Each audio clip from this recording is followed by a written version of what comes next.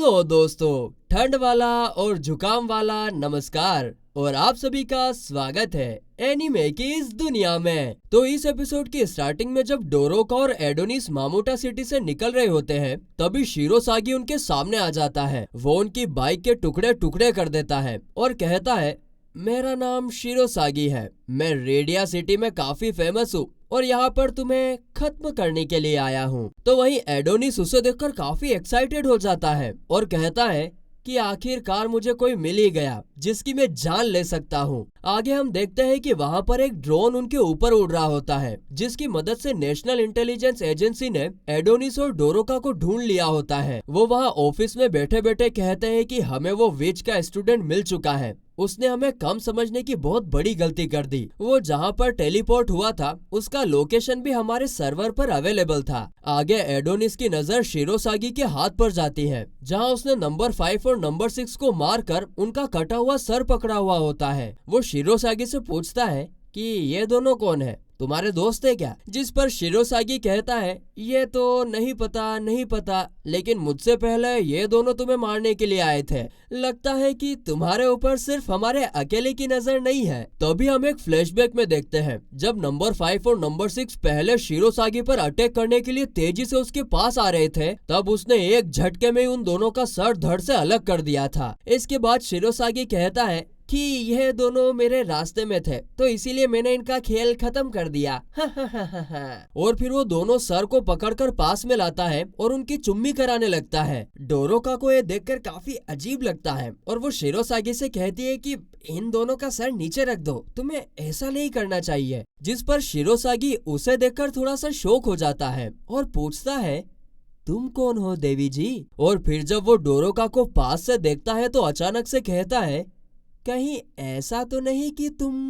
वो इतना बोल ही रहा होता है कि एडोनिस डोरोका को पकड़कर पीछे फेंक देता है और अपने मैजिक से शिरोसागी पर अटैक करने ही वाला होता है। लेकिन शिरोसागी ना बहुत ही पावरफुल इंसान है, वो उसके मैजिक करने से पहले एक जोरदार पंच मारकर उसे दूर फेंक देता है। पर फिर से एडोनिस उसके ऊपर गन से फायर करने लगता है, लेकिन शिरोसागी उसके अटैक को डॉज करते हुए उनसे बच जाता है और उसकी तरफ आगे बढ़ने लगता है। उसको आगे बढ़ता देख एडोनिस अपने मैजिक से उसके बुलेट का साइज काफी ज्यादा बड़ा कर लेता है, जो देखकर national agency chief investigator Charmy Shirosagi से कहती है कि उस बुलेट को रोकने की कोशिश मत करना, वो काफी खतरनाक है। जिस पर शिरोसागी कहता है, अच्छा मुझे नीचे झुकना चाहिए, आपको मेरी फिक्र करने की कोई जरूरत नहीं है, ठीक है मैडम जी। और इतना कहकर वो नीचे झुक जाता है, जिससे वो उस बड़े से बुलेट से भी बच जाता है। और इसके बाद वो एडोनिस के पास जाकर उसके ऊपर अटैक करने वाला होता है कि डोरोका उसके ऊपर अपना लव स्पेल यूज करती है और वो कहती है कि माफ करना, लेकिन अगर तुम एडोनिस पर अटैक करना बंद नहीं करोगे तो मैं तुम्हारे मूवमेंट्स रोक दूंगी। जिससे शिरोसागी वहीं पर रुक जाता है और उसका मुंह खुला का खुला रह जाता है। उसे देखकर एडोनिस डोरोका से कहता है कि उसके मूवमेंट्स को ऐसे ही रोक कर रखो और उससे जितना हो सके इन्फॉर्मेशन बाहर निकलवाओ। मगर तभी शिरोसागी हंसने लगता है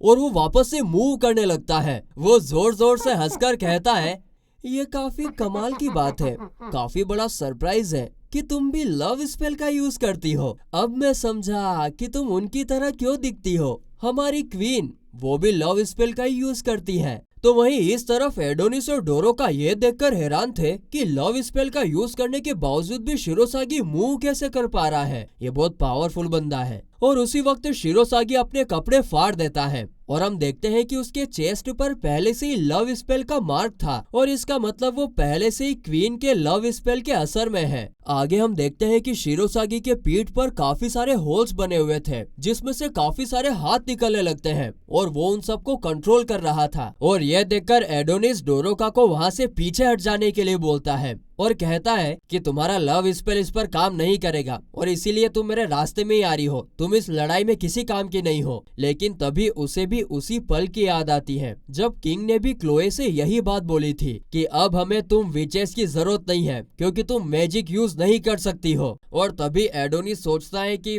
नहीं, मेरा वो मतलब नहीं था। इसके बाद जब वो डोरोका की तरफ देखता है तो वो एक काफी बड़े पत्थर को उठा रही होती है।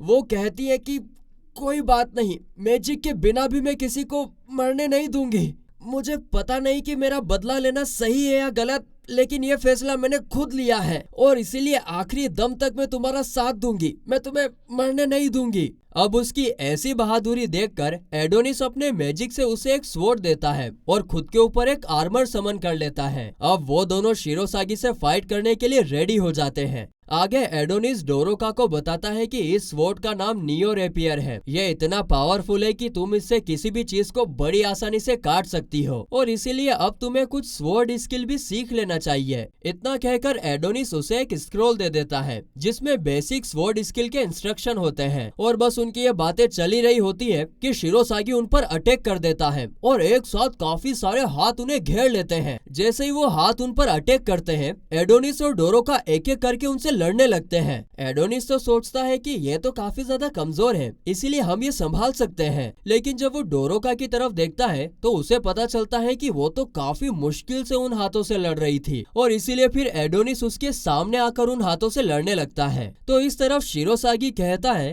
कि ये मत समझना कि ये हाथ कमजोर है, ये पावरफुल भी हो सकते हैं। और इतना कहते ही वो सभी हाथों के ऊपर से लिमिटर हटा देता है और उन पर एक पावरफुल अटैक करता है। मगर यहाँ पर एडोनिस अपने लीरी वाले मैजिक का इस्तेमाल करके उन सभी हाथों को तोड़ देता है और फिर वो दोनों एक बॉल के अंदर बंद हो जाते हैं और इसके बाद वो उस बॉल से शिरोसागी के ऊपर काफी तेजी से अटैक करते हैं। लेकिन यहाँ पर शिरोसागी अपने साइबोर्ग बॉडी का इस्तेमाल करके अपने पीठ से आग निकालने लगता है। वो उस बॉल के सामने आकर उसे रोकने की कोशिश तो कर रहा था पर वो उसे रोक नहीं पा रहा था और इसीलिए फिर वो अपना पूरा दम लगाकर उस बॉल को रोक लेता है। लेकिन अचानक से एडोनिस उसके अंदर से निकलकर उसके ऊपर अटैक कर देता है, लेकिन उसे देखकर शिरोसागी उसके ऊपर अपना हाथ फायर करके उसे रोक लेता है। मगर उसी वक्त डोरोका एडोनिस के पीछे से जंप करके अपने स्वॉर्ड से उसके पैरों में छेद कर देती है। हमको लगता है कि यह तो बहुत ही खतरनाक मूव था, वो तो अब नहीं बचेगा।